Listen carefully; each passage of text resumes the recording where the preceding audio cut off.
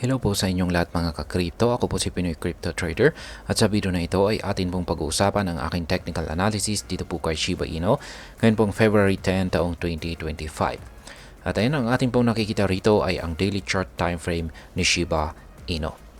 At meron po akong previous projection dito noong nakalipas po na February 8 at masasabi kong wala pong pagbabago sa aking mga projections dito. Ganyan pa rin po yung nakikita ko na magiging galaw ni Shiba Inu sa mga paparating na araw.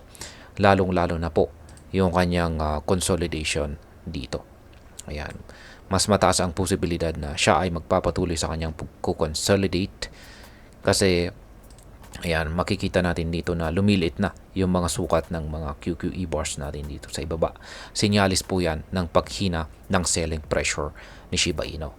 Yan, kapag lumiliit po yan, is mababa ang chances na meron siyang kakayahan na basagin yung major support natin dito.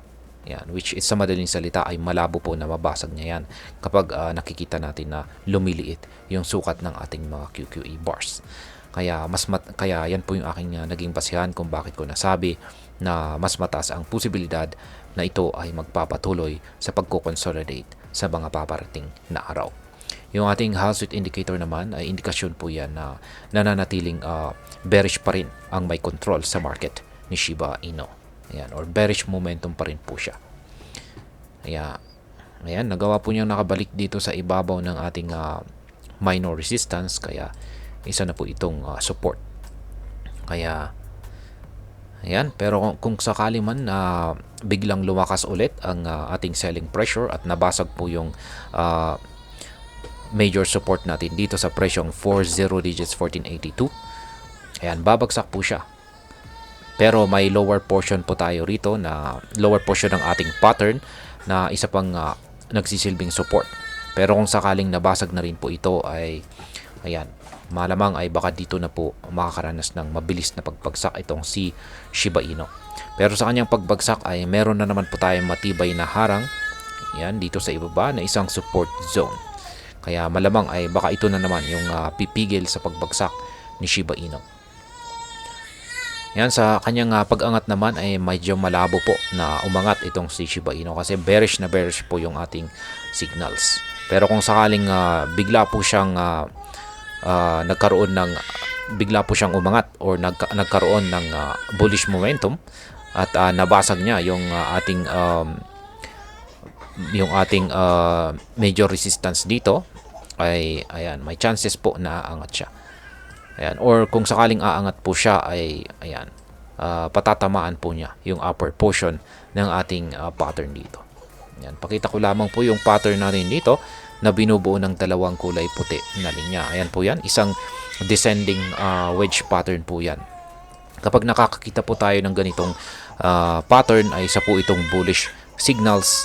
Yan, bullish signal po yung ipinapakita nito provided na dito po siya makakaranas ng breakout sa upper portion nito. Yan, pero pag dito po siya nagkaroon ng breakout sa lower portion ay mai-invalidate po ito. Ayan. Ayan, wala po tayo na trigger ng mga buy pending orders or sell pending orders.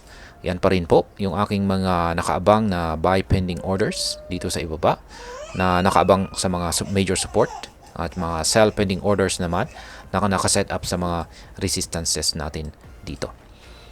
At check naman po natin ang 4-hour chart time frame natin dito kung saan ay meron po tayong plinat rito itong mga nakalipas na araw na isang triangle pattern. Isa po itong symmetrical triangle pattern at yan na nga, nagkaroon po ito ng breakout yan noong February 8. Ayan, nagkaroon po tayo ng breakout dito sa dulo kaya umangat po siya. Ayan, umangat po siya pero umabot lamang po siya hanggang dito. Ayan. Kasi meron din po tayong isang minor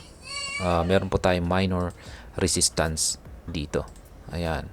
Kaya nauntog lamang po siya dito. Ayan, at hanggang dyan na lamang po yung inaabot niya kasi bearish momentum pa rin po kasi tayo sa daily chart time frame dito kay Shiba Inu. Kaya malabo po siyang umangat ayan, malabo po na umakyat siya ng mataas na presyo.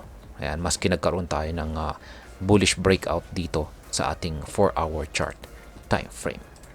Kaya at least umangat siya, pero hindi gaanong mataas. Kaya ganyan po pag nagtitrade po tayo rito sa 4-hour chart time frame tapos nagkakaroon ng breakout sa bullish breakout, ay wag po nating asahan na aakitin niya yung pinakamataas na presyo.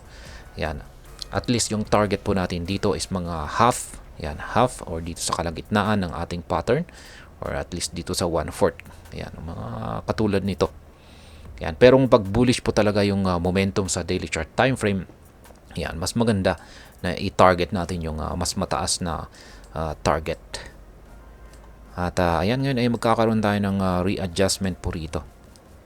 Ayan po yung ating panibagong pattern ngayon dito kay Shiba Inu.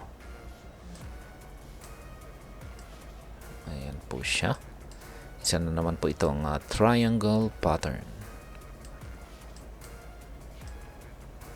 Ayan.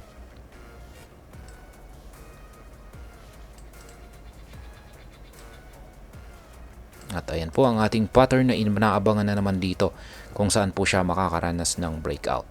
Yan, dito kaya sa itaas or dito sa ilalim. Siyempre, sa mga hindi nakakalam dyan, kung pag dito po siya nagkaroon ng breakout sa upper portion, yan, aangat po siya. Magpapatuloy po siya sa kanyang pag-angat. Pero pag dito po siya nagkaroon ng breakout sa lower portion, ay babagsak po siya at muli po siyang tatama rito sa ating major support dito sa ibaba. Kaya ayan. Ngayon, balikan na po natin ang daily chart time frame at yan pa rin po ang aking nakikita rito na mga projections dito kay Shiba Inu. Yan, wala pa rin pong pagbabago.